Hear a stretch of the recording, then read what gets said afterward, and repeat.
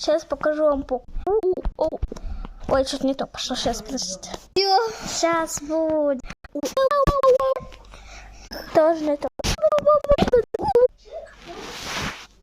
Извините, простите, пока, до свидания. Я сейчас покажу.